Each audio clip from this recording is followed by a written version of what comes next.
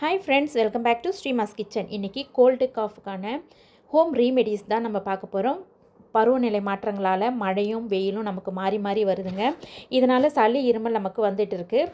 இது எப்படி நம்ம தடுக்கலாம், வீட்டில் இருக்கிற பொருளை வச்சு நம்ம எப்படி சரி பண்ணலான்றதை பற்றின வீடியோ தான் நம்ம இந்த பதிவை நீங்கள் முழுமையாக பாருங்கள் ஃப்ரெண்ட்ஸ். உங்களுக்கு ரொம்ப யூஸ்ஃபுல்லாக இருக்கும். வாங்க நம்ம வீடியோக்குள்ளே போகலாம். சளி இருமலுக்கு மிகவுமே பயன்படக்கூடியதில் ஒன்று மிளகுங்க. இந்த மிளகு என்ன பண்ணுதுன்னா, சளிக்கும் இருமலுக்கும் நம்ம மிளகு பால் தூளில் கலந்து குடிக்கும்போது ரொம்பவுமே தொண்டை இதமாக இருக்கும். தொண்டை எரிச்சல் மற்றும் வலிக்கு மிளகு தேன் கலந்து நம்ம குடிச்சிட்டு வரலாம். மிளகு வைரஸோடைய பாதிப்பை குறைச்சி தொண்டைக்கு இதமளிக்கிறதால சளியினுடைய பாதிப்பு நமக்கு அதிகமாக இருக்காது. இதில் நோய் எதிர்ப்பு சக்தி, ஆன்டி ஆக்சிடென்ட் அதிகமாக இருக்கிறதால நம்ம மிளகை எடுத்துக்கலாங்க. மிளகு பால் சூடாக நம்ம குடிச்சிட்டு வரும்போது நல்லா இருக்கும். அடுத்த வீட்டு வைத்தியம் ஓமவல்லி, இல்லைன்னா கற்பூரவல்லின்னு சொல்லலாம். ஓமவல்லி இருமலுக்கு ஒரு மிக சிறந்த வீட்டு வைத்தியம். இதில் சாறு, கஷாயம் மற்றும் பஜ்ஜி மாதிரி செஞ்சு சாப்பிட்லாம். நெஞ்சு சளி, மூக்கடைப்பு போன்றவைகளுக்கு இந்த ஓமவல்லி ஒரு சிறந்த நிவாரணமாக இருக்குதுங்க. இதை நம்ம குழந்தைங்களுக்கு கூட கொடுக்கலாம். 2லிருந்து 3 இலை எடுத்து அந்த சாறை எடுத்து நீங்கள் தோசைக்கல்லில் போட்டு கொஞ்சம் சூடாக்கினா உங்களுக்கு சாறு கிடைக்கும். அது தேனோடு கலந்து கொடுக்கலாம். இல்லை கஷாயம் எப்படி வைக்கலான்னா, இலையை அந்த தண்ணியில் நல்லா கொதிக்க வச்சு அதை வடிகட்டி நம்ம குடிச்சிட்டு வந்தால் தொண்டையோடைய வலி குறைஞ்சி சளியோடைய அளவு உங்களுக்கு கம்மியாகி குழந்தைங்க ஈஸியாக சுவாசம் அவங்களுக்கு நல்லா சுவாசிக்க முடியும். அதுக்கடுத்தது பஜ்ஜி கூட இதில் செய்யலாங்க. ஓமவல்லி பஜ்ஜி சாப்பிட்டா சளி இருமலுக்கு ரொம்ப நல்லது. இந்த மழை காலங்களில் இந்த மாதிரி ஆரோக்கியமான பஜ்ஜிகளை நம்ம செய்து சாப்பிட்லாம். அடுத்தது சளி இருமலுக்கு சுக்கு தாங்க. சளி மற்றும் இருமலுக்கு நம்ம சுக்கை எப்பயுமே எல்லார் வீட்லேயுமே வச்சுருப்பாங்க. இது நம்ம என்ன பண்ணலாம் அப்படின்னா, வெந்நீரில் கலந்து இல்லைன்னா தேன், மஞ்சளில் எதில் வேணாலும் நம்ம இதை கலந்து எடுத்துக்கிட்டோம்னா நமக்கு சளி இருமலோடைய தாக்கம் குறைஞ்சி இருக்குங்க. அது மட்டும் இல்லை, சுக்கு பால் குடிச்சிட்டு வர்றது மிகவும் சிறந்ததுங்க. சுக்குப்பால் எப்படி செய்யலாம்னு சொல்லிட்டு பார்க்கலாம்.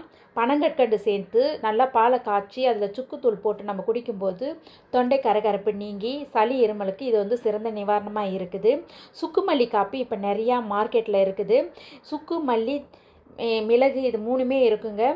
இது தனியாக இதெல்லாம் இருக்கும். இதை அவங்களே ஆல்ரெடி பவுடர் பண்ணி வச்சுருப்பாங்க. இதை நம்ம சுடுதண்ணி இல்லைன்னா பாலில் கலந்து நம்ம குடிக்கும்போது தொண்டைக்கு இதமாக இருக்கும். சளி இருமலுக்கு சுவாசம் ரொம்பவுமே மூச்சு விட முடியாத அளவுக்கு இருப்பாங்க. அந்த மாதிரி சமயத்தில் நம்ம இது மாதிரி போட்டு குடிக்கலாம். சுக்கு தண்ணீர் பார்த்தா ஒரு டம்ளர் தண்ணியில் நீங்கள் சுக்குத்தூளை போட்டு நல்லா கொதிக்க வச்சு குடிக்கணுங்க. இந்த மாதிரி குடிக்கும்போது உங்களுக்கு சுவாச பிரச்சனை ஈஸியாக உங்களுக்கு சரியாகும். அடுத்த ஹோம் ரீமெடி பார்த்திங்கன்னா லவங்கப்பட்டை. இந்த லவங்கப்பட்டை கபத்தை நீர்த்து போக செய்து சிறந்த நிவாரணம் தருது. நோய் எதிர்ப்பு சக்தியை உடம்பில் அதிகரிக்க செய்து. நோய் எதிர்ப்பு சக்தி உடம்பில் அதிகரித்தாலே சளி இருமல் வராது, அந்த கிருமி நம்ம உடம்புக்குள்ளே வராது. இப்போ இதை நம்ம எப்படி சாப்பிட்லான்னு சொல்லிட்டு பார்க்கலாம். தேன் மற்றும் வெதுவெதுப்பான நீரில் தாங்க இதை நம்ம சாப்பிடணும். மூக்கடைப்பு மற்றும் சுவாச பாதையில் ஏதாவது பிரச்சனை இருந்ததுன்னா இந்த லவங்கப்பட்டை நமக்கு சிறந்த நிவாரணம் தருது. லவங்கப்பட்டை தேன் கலவை நம்ம எப்படி தயாரிக்கலாம்னு சொல்லிட்டு பார்க்கலாம். ஒரு லவங்கப்பட்டை தூளை கொஞ்சமாக எடுத்துக்கிட்டு இதை பட்டையாக எடுத்துக்காமல் தூளாக எடுத்துக்கணும்.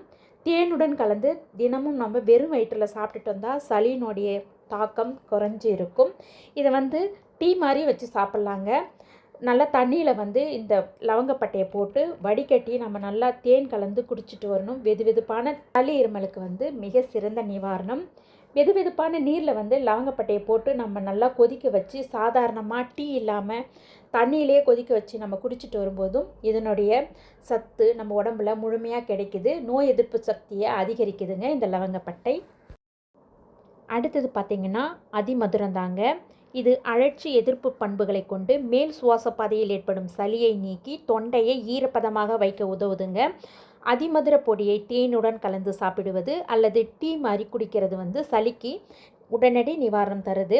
இது தேநீரை எப்படி தயாரிக்கலாம்னு சொல்லிட்டு பார்க்கலாம். அரை தேக்கரண்டி அதிமதுர பொடியை ஒரு கோப்பை நீரில் கொதிக்க வைத்து தேன் கலந்து தினமும் 2 வேளை பருகி வரும் பொழுது இந்த தொண்டை புண், சளி இருமலுக்கு நிவாரணம் தருதுங்க. அது மட்டும் இல்லை, அதிமதுர பொடியை சிறிதளவு தேனில் குழைத்து சாப்பிடுவது தொண்டை எரிச்சலுக்கு மிகவும் சிறந்தது. சிறிது அதிமதுர துண்டை வாயில் போட்டு மென்று சற்று அதனுடைய சாற்றை நம்ம விழுங்கும் பொழுது வறட்டு இருமலுக்கு சிறந்த நிவாரணமாக இருக்குது. இது மூலிகை கஷாயமாக கூட செய்யலாம். அதிமதுரம், இஞ்சி, துளசி இந்த மாதிரி சேர்த்து கொதிக்க வச்சு குடிக்கும் பொழுது உங்களுடைய தொண்டைக்கு இதமாக இருக்கும். சளி இருமல் வந்து சீக்கிரமாக நிவாரணம் கிடைக்குங்க. இதையும் நம்ம பயன்படுத்திட்டு வரலாம். அடுத்து ஹோம் ரெமிடின்னு பார்த்தா நமக்கு எல்லாருக்குமே தெரிஞ்சது தாங்க தேன் தாங்க. இது தேன் என்ன பண்ணுதுன்னா, இதில் ஆன்டி மைக்ரோபியல் பண்பு இருக்கிறதால தொண்டையில் இருக்கக்கூடிய அந்த தொற்று கிருமிகளை அழிக்குதுங்க. 1 ஸ்பூன் தேனை நேரடியாகவோ அல்லது வெதுவெதுப்பான நீர், இஞ்சிச்சாறு, எலுமிச்சைச்சாறு இல்லைனா மூலிகை தேநீரில் நம்ம கலந்து குடிக்கும்போது இதனுடைய பண்பு நமக்கு 2 மடங்காக கிடைக்கும். இஞ்சி சாறில் சிறிது தேன் கலந்து சாப்பிடும் பொழுது சளி இருமலுக்கு ரொம்ப நல்லதுங்க. இது எல்லாருக்குமே தெரிஞ்சது, பாட்டி வைத்தியம். வெதுவெதுப்பான நீரில் எலுமிச்சைச்சாறு மற்றும் தேன் கலந்து குடிப்பது வந்து தொண்டை வலி மற்றும் சளிக்கு வந்து சிறந்த நிவாரணம். நம்ம அது மட்டும் இல்லை, இந்த தேனை வந்து ஒரு கிளாஸ் வந்து வெதுவெதுப்பான நீர், எப்பயுமே சூடான நீரில் வந்து தேனை நம்ம கலக்கக்கூடாது, வெதுவெதுப்பாக தான் கலக்கணும். 1லேருந்து 2 ஸ்பூன் எடுத்துக்கிட்டு அது நம்ம வந்து ஒரு நாளைக்கு 2 டைம் குடிச்சிட்டு வரும்பொழுது சளியினுடைய தாக்கம் நமக்கு கம்மியாக இருக்கும். தூங்கிறதுக்கு முன்னாடி நம்ம இந்த மாதிரி குடிச்சிட்டு தேனை வந்து வெதுவெதுப்பான நீரில் குடிச்சிட்டு வரும்பொழுது சளியினுடைய தாக்கம் வந்து கம்மியாகி இரவு நேரத்தில் தூக்கம் நல்லா இருக்கும். இதில் வந்து ஆன்டி மைக்ரோபியல் பாக்டீரியாவை எதிர்த்து போராடக்கூடிய பண்பு வந்து தேனுக்கு இருக்குதுங்க. இது மார்க்கெட்டில் கிடைக்கக்கூடிய காப் சிரப்புடைய நிகராக இது நம்ம உடம்புல வேலை செய்யுது. அடுத்த ஹோம் ரெமிடின்னு பார்த்தோம்னா துளசி இலை தாங்க. துளசி இலை வந்து சளினாலே துளசின்னு எல்லாருக்குமே தெரியும். 5-10 துளசி இலை வந்து நம்ம வந்து வெறும் வயிற்றுலேயே கூட சாப்பிட்லாம், இல்லை எப்போ வேணாலுமே சாப்பிட்லாங்க. இதை தேன் கலந்து நம்ம ஒரு நாளைக்கு 2 வேளை நம்ம பருகி வரும் பொழுது சளியினுடைய தாக்கம் கம்மியாக இருக்கும். அது மட்டும் இல்லை, நோய் எதிர்ப்பு சக்தியை வந்து இது அதிகரிக்குதுங்க. இது மற்ற இது மாதிரி இல்லை.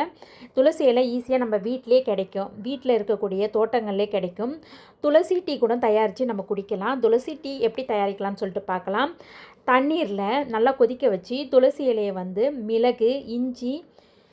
மிளகு இதெல்லாம் சேர்த்து நல்லா வடிகட்டி நல்லா ஒரு 5லேருந்து 10 நிமிஷம் கொதிக்க வைக்கணுங்க. கொதிக்க வச்சு நல்லா ஆற வச்சு வெதுவெதுப்பாக இருக்கும் பொழுது தேன் கலந்து நம்ம குடிச்சிட்டு வரலாம். துளசி வந்து சாராக எடுத்துக்கணும், அப்படியே சாறு வந்து எடுத்து நீங்கள் இது தேன் கலந்து குழந்தைங்களுக்கு கொடுத்து வரலாம். துளசி இலையை வந்து நம்ம குளிக்கிற அந்த மூலிகை குளியல்னு சொல்லுவாங்க. நம்ம குளிக்கிற தண்ணியில் ஒரு 2-3 இலையை போட்டுட்டு நம்ம குளிக்கும் பொழுது உங்களுக்கு அந்த யூக்லிப்டிஸ் போடுற அந்த அளவுக்கு எஃபெக்ட் வந்து இந்த துளசி இலையில் இருக்குதுங்க. நம்ம அதனால் வந்து துளசி இலையை சளி இருமல் இருக்கும் பொழுது தவறாமல் பயன்படுத்திட்டு வரலாம். அடுத்த ஹோம் ரெமிடின்னு பார்த்தோம்னா பூண்டு தாங்க. பூண்டு வந்து சளி இருமலுக்கு சிறந்த நிவாரணம் தருது. பூண்டை வந்து ரசமாக வச்சு சாப்பிட்லாம், தேன் கலந்து சாப்பிட்லாம், சூப்பில் சேர்த்துக்கலாம். இந்த மாதிரி பூண்டை நம்ம சளி இருக்கும் பொழுது எல்லாத்துலேயுமே சேர்த்துக்கலாம். பூண்டு ரசம் தாங்க சளிக்கு எப்பயுமே ஆல் டைம் ஃபேவரட். பூண்டில் வந்து பூண்டு, மிளகு, சீரகம் சேர்த்து ரசம் வைத்து சாப்பிடும்போது தொண்டை எரிச்சலுக்கு மிகவும் சிறந்தது. அது மட்டும் இல்லை, செரிமானத்துக்கும் இது வந்து மேம்படுத்துது. பூண்டு மற்றும் தேன் வந்து பூண்டை நல்லா நசுக்கி தேனுடன் நம்ம கலந்து சாப்பிடும் பொழுது இருமலுக்கு சிறந்த நிவாரணம் தருது. பூண்டை வந்து சூப் செஞ்சு சாப்பிடும்போது அதில் என்னென்ன சேர்க்கணும்னு சொல்லிட்டு பார்க்கலாம். இஞ்சி, காய்கறிகள் மற்றும் எல்லாமே சேர்த்து நம்ம இந்த பூண்டையும் தட்டி போட்டு குடிக்கும் பொழுது சளி இருமலுக்கு சிறந்த நிவாரணம் தருது. பூண்டு பால் நம்ம எடுத்துக்கலாம் இரவு நேரங்களில். அடுத்ததான் நம்ம பார்க்க போகிறது நெல்லிக்காங்க. நெல்லிக்காயில் விட்டமின் சி இருக்குது. இது தொண்டை வலிக்கு வந்து விரைவில் வந்து குணமடைய செய்யுது. நெல்லிக்காய் சாறு வந்து தேன் கலந்து நம்ம எடுத்துக்கும் போது சளியினுடைய தாக்கம் கம்மியாக இருக்கும்.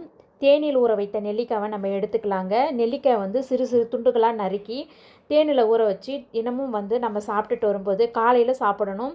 சளி மற்றும் தொண்டை எரிச்சல் வந்து வரவே வராது. நெல்லிக்காய் சாறு வந்து சுத்தமான நெல்லிக்காய் சாற்றை வந்து தினமும் 50லேருந்து 100 மில்லிலிட்டர் அருந்துவது வந்து உடலுக்கு வந்து நோய் எதிர்ப்பு சக்தியை அதிகரிக்கும். அதனால் வந்து சளி இருமலுடைய தாக்கம் கம்மியாக இருக்கும். நெல்லிக்காய் பொடி எப்படி எடுத்துக்கலாம்னு சொல்லி பார்க்கலாம். நெல்லிக்காய் பொடியை வந்து தேனுடன் நம்ம வந்து எடுத்துக்கும் பொழுது வறட்டு இருமல் வந்து சிறந்த நிவாரணமாக இருக்குது. நெல்லிக்காய் டீ வந்து நம்ம வச்சு குடிக்கலாம். இன்றைக்கி நீங்கள் பார்த்த ஹோம் ரெமிடிஸ் எல்லாமே கோல்டு காஃபுக்கு ரொம்பவுமே யூஸ்ஃபுல்லாக இருக்கும். எந்த பருவ நிலையிலுமே உங்களுக்கு யூஸ்ஃபுல்லாக இருக்கும் ஃப்ரெண்ட்ஸ். உங்களுக்கு இந்த வீடியோ பிடிச்சிருக்குன்னு நினைக்கிறேன். பிடிச்சிருந்தா நம்ம சேனலை லைக் பண்ணுங்கள், ஷேர் பண்ணுங்கள். தேங்க்யூ ஃபார் வாட்சிங். Wish you happy cooking friends.